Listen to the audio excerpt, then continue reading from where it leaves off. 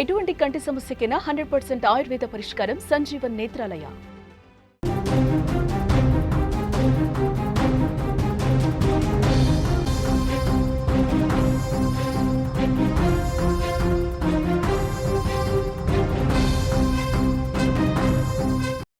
Breaking news చూస్తున్నాం. ఏపీలో సంచలనంగా మారింది ట్రిపుల్ మర్డర్ కేసు. భార్య, 2 పిల్లల హత్యపై దర్యాప్తు కొనసాగుతోంది.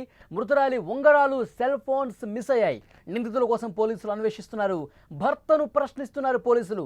దొంగతనానికి వచ్చి హత్య చేశారా, తెలిసిన వారు చేశారా అనే కోణంలో దర్యాప్తు చేస్తున్నారు.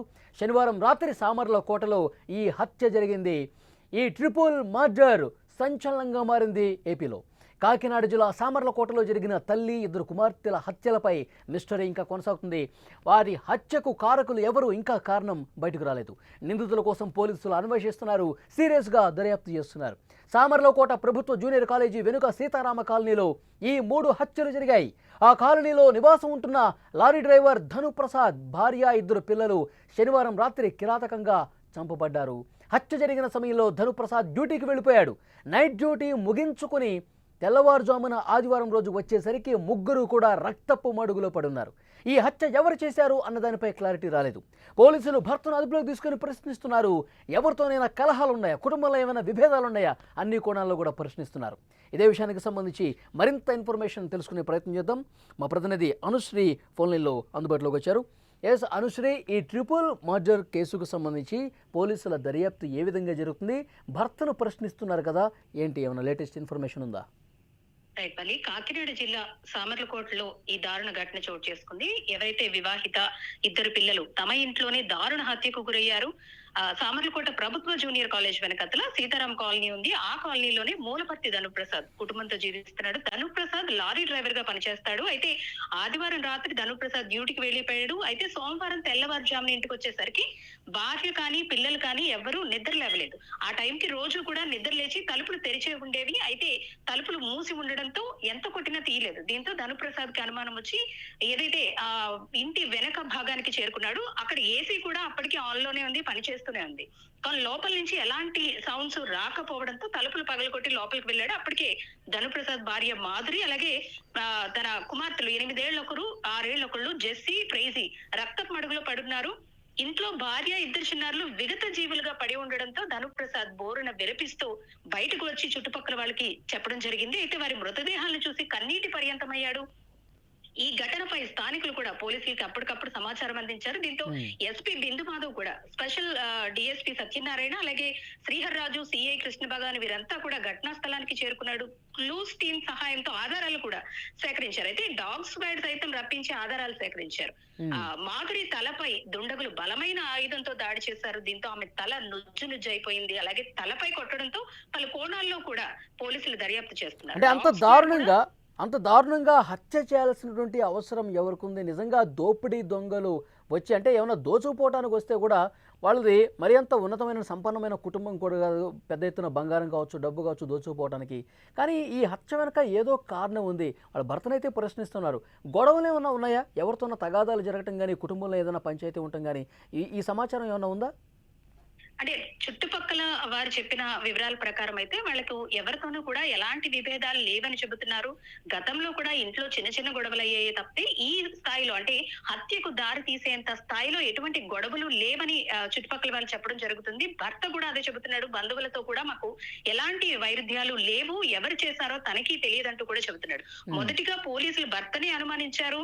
తానే ఈ పని చేసుండొచ్చు, ఎందుకంటే తను కూడా ఇంటి వెనక నుంచి లోపలికి వెళ్ళడం, డాగ్ స్క్వాడ్ కూడా ఇంటి వెనకాతలే తిరగడంతో ఫస్ట్ భర్తని అనుమానించారు. కానీ భర్త ఏదైతే లారీ డ్రైవర్ గా పనిచేస్తున్నాడో తను నైట్ షిఫ్ట్ లో ఉన్నట్టు ఆఫీస్ వర్గాలన్నీ కూడా చెప్పడంతో ఆయన మీద అనుమానం అయితే ప్రస్తుతానికి లేదు. కానీ 2 ఉంగరాలు అలాగే 2 సెల్ ఫోన్లు ఆమె దగ్గర నుంచి చోరీ చేసినట్లుగా పోలీసులు చెబుతున్నారు. దొంగల పనేనేమో అని అనుమానిస్తున్నారు. కానీ ఎంత దొంగల పని అయినా సరే సాధారణ మధ్యతరగతి కుటుంబం, వాళ్ళ వద్ద ఏమి బంగారం గాని నగదు గాని ఉండే అవకాశం లేదు. అలాంటి సంఘటన జరగడం అనేది దురదృష్టకరమనే చెప్పుకోవాలి. ఇది కేవలం దొంగల పన లేదంటే తెలిసిన వాళ్లే చేశారా అనేది ఇంకా ఒక నిర్ధారణకైతే రాలేదు. ప్రస్తుతానికి భర్తనైతే విచారిస్తున్నారు.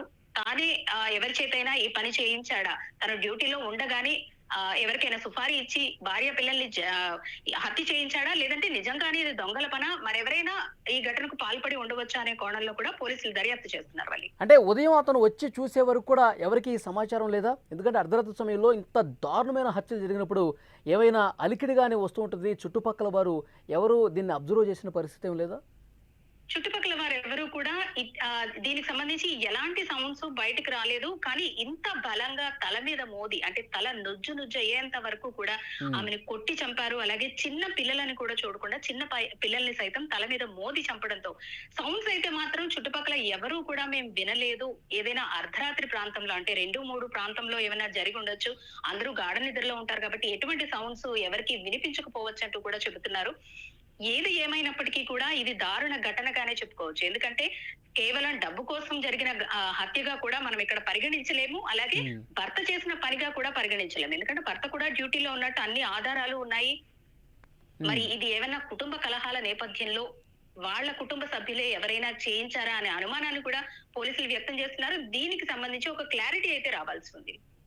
ఓకే అనుశ్రీ, ఈ కేసుకు సంబంధించి మరింత లేటెస్ట్ ఇన్ఫర్మేషన్ కోసం మళ్ళీ ఒకసారి మిమ్మల్ని కాంటాక్ట్ అవుతాం. Thank you. అది కాకినాడ జిల్లా సామర్లకోటలో జరిగిన తల్లి, 2 కుమార్తెల హత్యల మిస్టరీ ఇంకా కొనసాగుతూనే ఉంది. పోలీసులు అన్ని కోణాల్లో దర్యాప్తు చేస్తున్నారు. నిందితుల కోసం పోలీసులు అన్వేషిస్తున్న పరిస్థితుంది. సామర్లకోట ప్రభుత్వ జూనియర్ కాలేజీ వెనుక సీతారామ కాలనీలో ఈ 3 హత్యలు జరిగాయి. ఆ కాలనీలో నివాసం ఉంటున్న లారీ డ్రైవర్ ధనుప్రసాద్ భార్య, 2 పిల్లలు శనివారం రాత్రి కిరాతకంగా చంపబడ్డారు. హత్య జరిగిన సమయంలో ధనుప్రసాద్ డ్యూటీకి వెళ్ళాడు. డ్యూటీని ముగించుకొని ఆదివారం ఉదయాన్నే వచ్చి చూసేసరికి రక్తపు మడుగులో భార్య, 2 పిల్లలు కూడా ఉన్నారు. అంత దారుణంగా భార్య పిల్లలను చంపాల్సినటువంటి అవసరం ఎవరికి వచ్చింది? ఎవరికి కూడా ఇది అంతు పట్టని విషయంగా ఉంది. అర్ధరాత్రి సమయంలో ఇంత దారుణంగా చంపేశారు. అందరూ గాఢ నిద్రలో ఉన్నటువంటి సమయంలో ఇది జరగడం వల్ల చుట్టుపక్కల ఉన్నవారు కూడా ఎవరు కూడా గమనించని పరిస్థితుంది. డ్యూటీ ముగించుకొని ఉదయాన్నే ఆమె భర్త వచ్చి చూసేసరికి లోపల భార్య అలాగే 2 పిల్లలు రక్తపు మడుగులో దారుణంగా హత్య గావించబడి కనిపించారు. వెంటనే పోలీసులకు ఇన్ఫర్మేషన్ ఇచ్చారు.